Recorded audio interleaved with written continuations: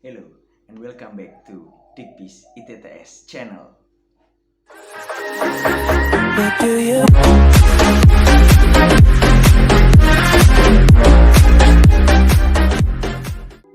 Oke, ketemu lagi. Jadi dalam video kali ini kita akan membahas metode lain dari kualitatif proses analisis yang sebelumnya sudah kita bahas, yaitu value added analysis dan waste elimination.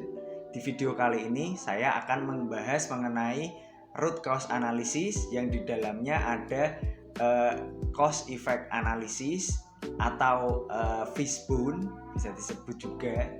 Lalu ada YY diagram atau tree diagram. Jadi seperti apa lengkapnya di video ini, pembahasannya lumayan penting juga loh. So check this out.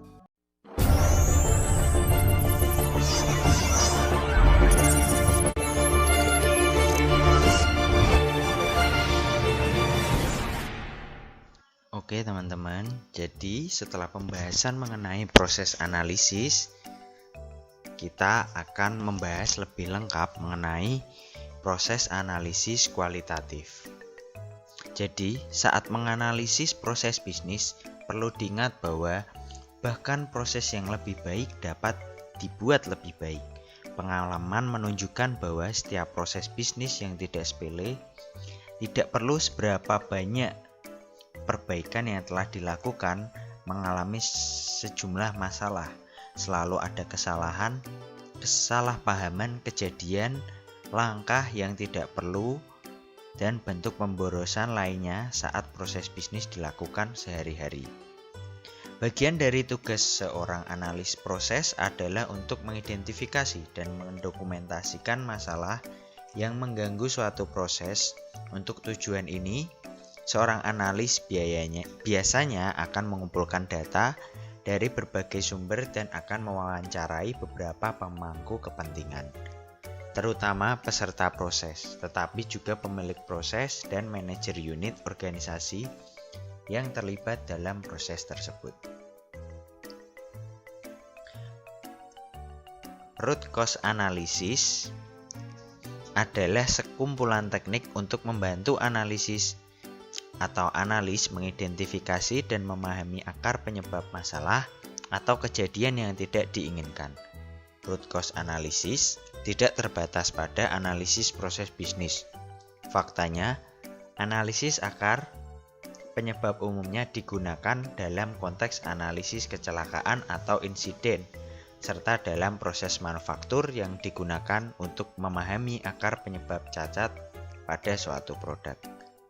Dalam konteks analisis proses bisnis, root cause analysis sangat membantu untuk mengidentifikasi dan memahami masalah yang mencegah suatu proses memiliki kinerja yang lebih baik. Analisis akar penyebab atau root cause analysis mencakup berbagai teknik. Jadi, sudah disebutkan di sini ada cause effect diagram dan YY diagram. Secara umum metode ini mencakup pedoman untuk wawancara dan lokakarya dengan pemangku kepentingan terkait, serta teknik untuk mengatur dan mendokumentasikan ide-ide yang dihasilkan selama wawancara dan lokakarya tersebut. Jadi setelah ini kita akan membahas mengenai cause effect diagram dan YY diagram. Yang pertama, cause effect diagram atau fishbone. Di sini terdapat dua kolom, yaitu kolom isu dan kolom causal factor. Kolom isu di sini merupakan masalah utama yang diambil oleh perusahaan, yang ingin diproses oleh perusahaan dan ingin dicari apa yang menyebabkan masalah tersebut. Dan kolom kedua yaitu causal factor, yaitu masalah yang mendasari masalah yang terbesar. Di sini ada 6 poin, yaitu mesin yang pertama, lalu metode, material, manusia, pengukuran, dan lingkungan atau milieu. mesin yang pertama, faktor yang berkaitan dengan teknologi yang digunakan, seperti misalnya kegagalan perangkat lunak, kegagalan jaringan atau kerusakan sistem yang mungkin terjadi pada sistem informasi yang mendukung proses bisnis. Lalu yang kedua ada metode atau method, berhubungannya dengan proses, yaitu faktor yang berasal dari cara proses didefinisikan atau dipahami atau cara proses itu dilakukan. Lalu yang ketiga, material, yaitu faktor-faktor yang bersumber dari bahan, bisa bahan mentah, bahan habis pakai, atau data yang dibutuhkan sebagai input aktivitas dalam proses. Seperti misalnya data yang salah, yang menyebabkan pengambilan keputusan yang salah selama pelaksanaan suatu proses. Lalu yang keempat ada manusia atau man, faktor yang terkait dengan penilaian yang salah atau langkah yang dilakukan secara tidak benar, seperti misalnya penanganan klaim yang menerima klaim, meskipun data dalam klaim dan aturan yang digunakan untuk menilai klaim seharusnya ditolak. Yang kelima, pengukuran atau measurement, faktor yang terkait dengan pengukuran atau kalkulasi yang dilakukan selama proses. Lalu yang keenam, milieu atau lingkungan, faktor-faktor yang berasal dari lingkungan tempat proses dilaksanakan, seperti faktor yang berasal dari pelanggan, pemasok, atau faktor lain. Jadi kita bisa lihat contohnya di sini. Jadi isu atau masalah terbesar yang diambil yaitu peralatan atau equipment ditolak saat pengiriman. Nah, jadi masalahnya di sini ada di tiga titik, yaitu material, man, dan method. Di sini material, masalahnya yaitu si penulis spesifikasi salah dalam menulis atau kurang dalam menulis spesifikasi. Jadi ada dua panah di sini, yang pertama yaitu primary, dan yang kedua secondary.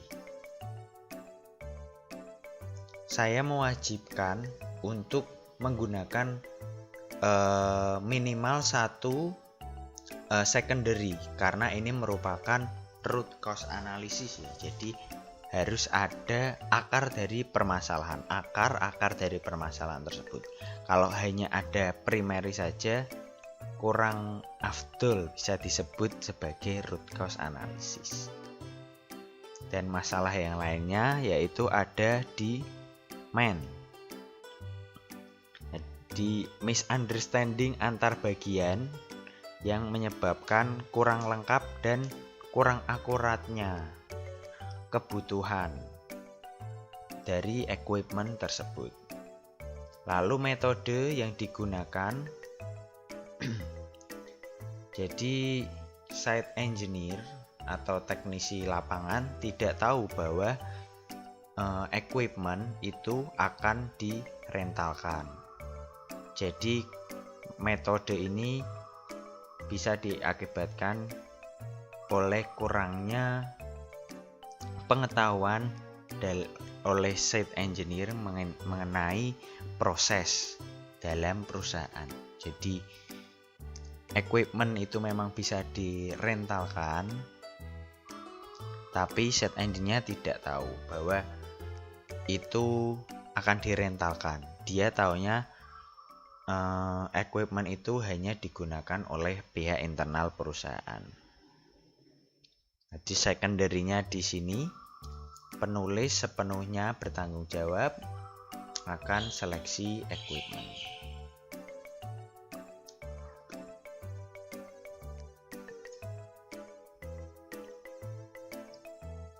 Selanjutnya setelah root cause analysis yaitu ada why diagram atau bisa disebut juga tree diagram. Merupakan teknik lain untuk menganalisis penyebab efek negatif seperti masalah dalam proses bisnis, fase utama dari analisis akar penyebab adalah untuk menangkap rangkaian hubungan sebab akibat yang mengarah pada efek tertentu. Ide dasarnya adalah mengajukan pertanyaan secara rekursif. Mengapa sesuatu terjadi? Pertanyaan ini diajukan berkali-kali hingga faktor yang dianggap pemangku kepentingan sebagai akar masalah ditemukan. Keyakinan umum dalam bidang manajemen kualitas dikenal sebagai prinsip 5 mengapa atau 5 why. Mengatakan bahwa menjawab pertanyaan mengapa 5 kali secara rekursif kemungkinan seseorang untuk menemukan akar penyebab dari efek negatif yang diberikan. Jadi di sini ada masalah terbesar, lalu ada contributing factor 1, contributing factor 2, dan seterusnya hingga why kelima itu akan ditemukan dasar dari permasalahan. Itu yang dikatakan oleh teori di sini.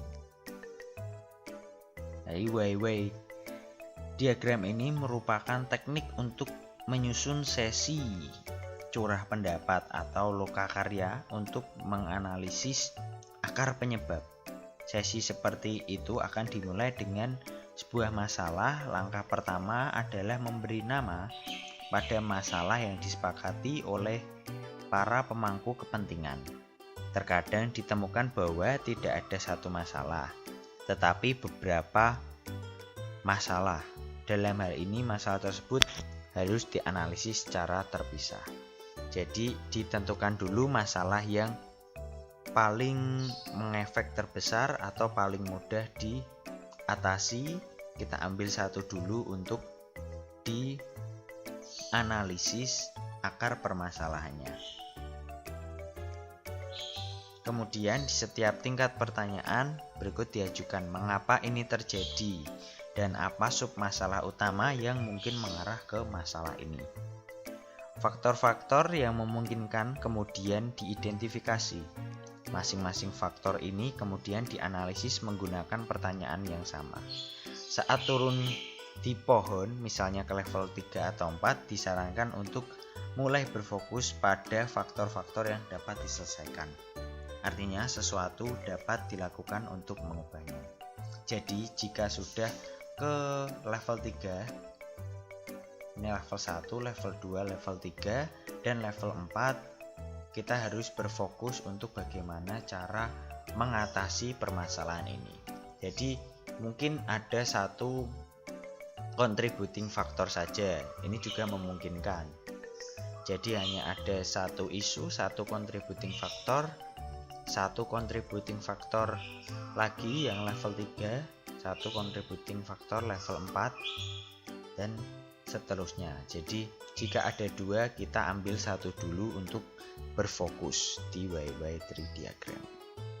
Oke, mungkin seperti itu penjelasan mengenai root cause analysis, yaitu mengenai YY diagram, dan yang sebelumnya fishbone diagram atau cause effect diagram ya teman-teman. Jadi nanti untuk pertemuan selanjutnya kita akan membahas mengenai peak chart dan Pareto chart. Bagaimana kita memilih masalah yang baiknya kita ambil atau kita analisis dan kita selesaikan terlebih dahulu dengan peak chart dan Pareto chart. Oke, kita ketemu lagi di next video. Mohon maaf jika ada salah kata. Wassalamualaikum warahmatullahi wabarakatuh.